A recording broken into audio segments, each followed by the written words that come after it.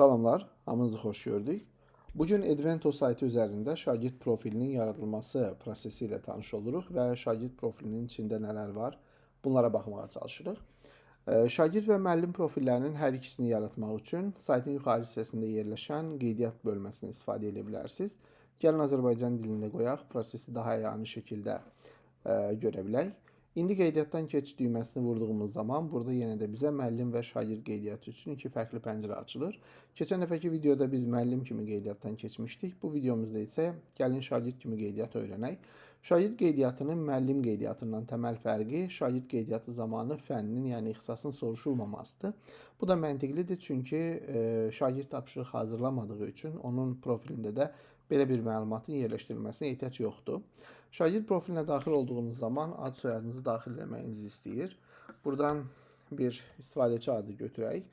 Görək o istifadəçi adlarımız istifadə oluna bilərmi? Bu istifadəçi adı hal-hazırda məşğuldur. Tərsini yazaq. Bu istifadəçi adı da hal-hazırda məşğuldur. Mən bu şəkildə istifadəçi adı seçirəm. Və elektron poçt ünvanı olaraq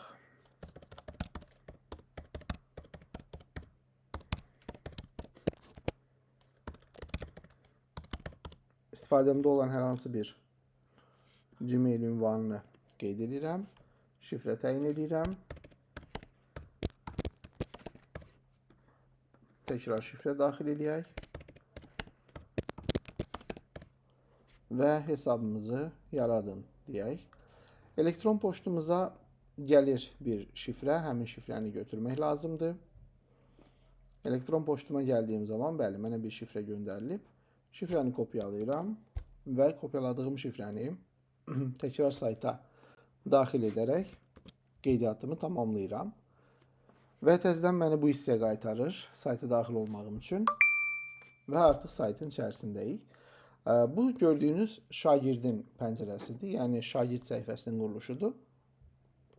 Müəllim səhifəsindən fərqli olaraq şagird səhifəsində əsas məsələ öyrənəni motivasiya etməkdir, yəni öyrənəni təhsilə cəlb eləməkdir. Və müəllim səhifəsindən əsas fərqlərimizdən biri də şagird səhifəsində istifadəçi profilinin profil şəklinə sahib olmamağıdır. Bunun üçün profil bölməsinə keçib, burada yerləşən hər hansı ikonlardan birini istifadəçi ikonu kimi istifadə edə bilərsiniz. Təbii ki, bunların sayını biz gələcəkdə artırmağı düşünürük. Yəni, hər zövqə, hər seçimə uyğun istifadəçi şəkili burada olmalıdır. Və buradan qayıtdığınız zaman idarə etmə panelinə artıq sizin profil şəkliniz dəyişdirilmiş olur. Burada müxtəlif pinlər var. Burada sinifə qoşulmaq üçün ayrı bir pin bölməsi yerləşdirilib və oyuna qoşulmaq üçün də ayrı bir pin bölməsi yerləşdirilib.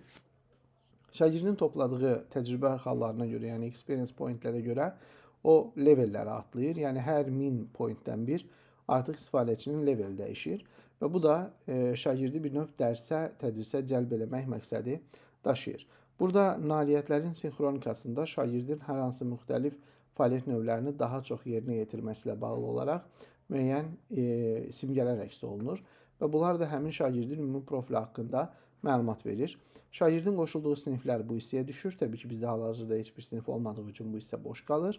Və bir də burada tapşırıqlar, yəni müəllimin şagirdə göndərdiyi prioritet tapşırıqlar bu bölməyə düşür. Şagird ümumi səhifədə nəyi görə bilir? Pin bölməsini görür və ora istədiyi pini daxil edib, istədiyi aktiv və ya belə deyək, pasiv oyuna qoşula bilir. İdarə etmə panelini görür, bunu gördünüz. Kəşf et bölməsinə daxil olaraq digər istifadəçilərin yaratdığı tapşırıqları və trenddə olan tapşırıqları görə bilir. Həmçinin kitabxana bölməsinə daxil olaraq burada axtarış aparıb özünə lazım olan fənləri daxil edə bilir. Yəni, hər hansı xüsusi fən qruplarını seçərək onlar üzərindən oyunlar oynaya bilir. Burada maraqlı məsələ ondan ibarətdir ki, əgər müəllim yaratdığı tapşırığı hər kəsə açıq qoyubsa, şagird profili o tapşırığı rahatlıqla bu hissədən tapıb oynaya bilir və tapşırıqlar oynanıldıqca müəllimin profilinə o tapşırığın neçə dəfə oynanılması haqqında məlumat yerləşdirilir və bir növ şagirdlər oyunları oynadıqca müəllimlər kəşf et bölməsində daha önə çıxırlar. Və burada gördüyünüz kimi şagird bölməsində tapşırıq yaratma ilə bağlı heç bir imkan yoxdur. Yenə deyirik, bu sistemdə müəllimin işi tapşırıqları yaratmaq və onları öz şagirdləri və ya ümumiyyətlə şagirdlərlə paylaşmaqdır. Şagirdin işi isə həmin o paylaşılmış tapşırıqları işləyib təcrübə puanları toplamaqdır. Profil bölməsində bir də burada təhlükəsizliyə keç böl deyə bir düymə yer alır. Buranı bastığınız zaman burada şagird özü haqqında qısa məlumat yaza bilər və burada e-mailini göstərib göstərməyə bilər və aşağı hissədə də şifrəsini dəyişdirə bilər. Bu kimi haklar da var. Saytın digər ümumi bölmələri şagird və müəllim profillərində eyni görülür. Ümid edirəm ki, bu video sizə şagird profilini tanımaq üçün faydalı oldu. Növbəti videolarda görüşmək üzrə deyirəm. Hələlik.